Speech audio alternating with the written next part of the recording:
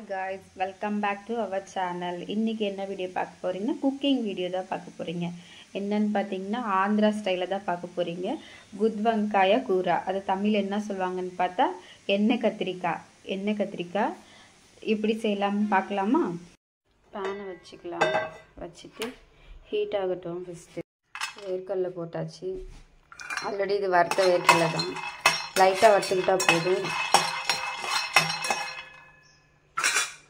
அப்புறம் வந்து முந்திரி ஏலக்காய் பட்டை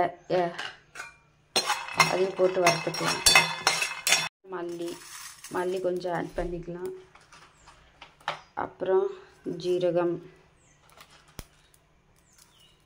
வறுத்தாச்சு. இப்போ தேங்காய் போட்டுக்கலாம். கட் பண்ணி தேங்காய் போட்டுக்கலாம்.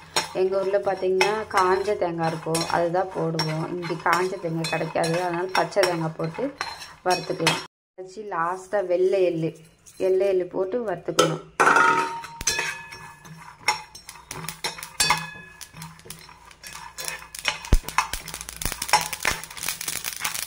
எல்லாம் வறுத்து முடிச்சாச்சு. இப்போ மிக்ஸி ஜாரில் மாற்றிக்கலாம். எல்லாம் மிக்ஸி ஜாரில் மாற்றியாச்சு. இதிலே 1 டீஸ்பூன் வந்து மிளகாத்தூள் ஆட் பண்ணிக்கணும். மிளகாத்தூள் ஆட் பண்ணிட்டு இஞ்சி ஒரு துண்டு, வெள்ளைப்பூடு 2 அதை ஆட் பண்ணிக்கணும். நான் பார்த்தீங்கன்னா பேஸ்ட் அரைச்சி வச்சுருக்கேன், அதுவே மிக்ஸ் பண்ணிக்கிறேன். வெங்காயம் ஆட், அப்புறம் உப்பு 1 டீஸ்பூன் எல்லாம் ஆட் பண்ணோன்னே மிக்சியில் போட்டு கிரைண்ட் பண்ணிக்கலாம். இந்த மாதிரி பேஸ்ட்டை நல்லா அரைச்சிக்கணும். கத்திரிக்காவை பார்த்தீங்கன்னா இப்படி 4ஆக கட் பண்ணிக்கணும். சின்ன பிஞ்சு கத்திரிக்காவை 4ஆக கட் பண்ணிவிட்டு இப்படி எது பூச்சி இருக்கான்னு உள்ளே பார்த்துக்கணும். பூச்சி இல்லாட்டி இந்த பேஸ்ட் எடுத்து உள்ள கத்திரிக்காயில்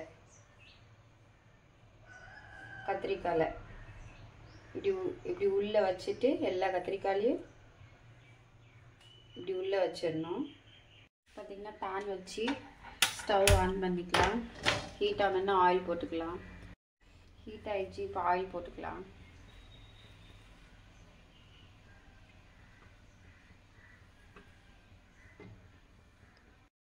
ஆயில் எல்லாம் ஹீட் ஆகிடுச்சு.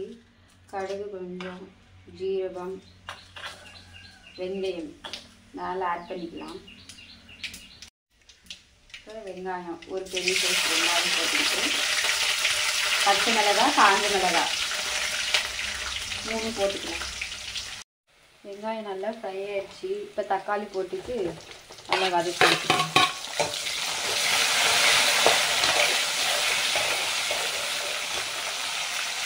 தக்காளி வெங்காயம் நல்லா வதங்கிடுச்சு. இப்போ நம்ம டிப் பண்ணி வச்சுருந்த கத்திரிக்காய் எடுத்து எண்ணெயில் போட்டு வதக்கிக்கலாம்.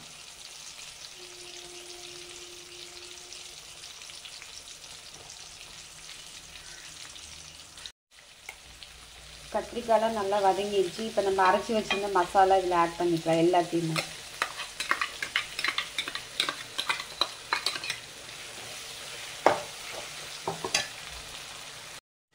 மசாலாலாம் போட்டாச்சு. லைட்டாக இப்போ தண்ணி ஆட் பண்ணிக்கலாம். பார்த்திங்கன்னா தண்ணி நல்லா ஊற்றி வச்சாச்சு. லைட்டாக ஒரு 10 மினிட்ஸ் மட்டும் நல்லா கொதிச்சு வரட்டும். அதை மூடி போட்டு வச்சுக்கலாம். லைட்டாக கொதிச்சு வந்துடுச்சு.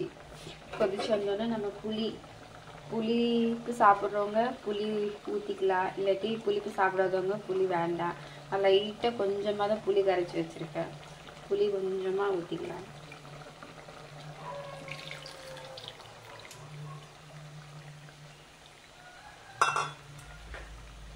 கொஞ்சமாக லாஸ்ட்டாக கரம் மசாலா மட்டும் ஆட் பண்ணிக்கணும்.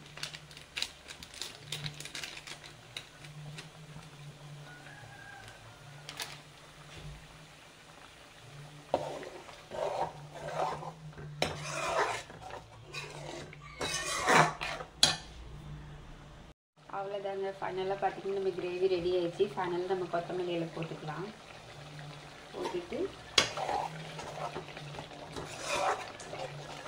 கேஸ் ஆஃப் பண்ணிக்கலாம். கிரேவி பார்த்திங்கன்னா ரெடி ஆகிடுச்சு. நான் பார்த்திங்கன்னா கத்திரிக்காய் நிறைய சாப்பிட மாட்டோம், அதனால் கம்மியாக தான். ஆந்திரா ஸ்டைல் குத்வங்காயா கூரா ரெடி ஆயிடுச்சு ஃப்ரெண்ட்ஸ். நீங்களும் ட்ரை பண்ணி பார்த்துட்டு எப்படி இருக்குன்னு சொல்லுங்கள். ஓகேவா ஃப்ரெண்ட்ஸ்? கமெண்ட் பண்ணுங்கள், மறக்காமல் சப்ஸ்கிரைப் பண்ணுங்கள், லைக் பண்ணுங்கள், ஷேர் பண்ணுங்கள். ஓகேவா ஃப்ரெண்ட்ஸ்? பாய்.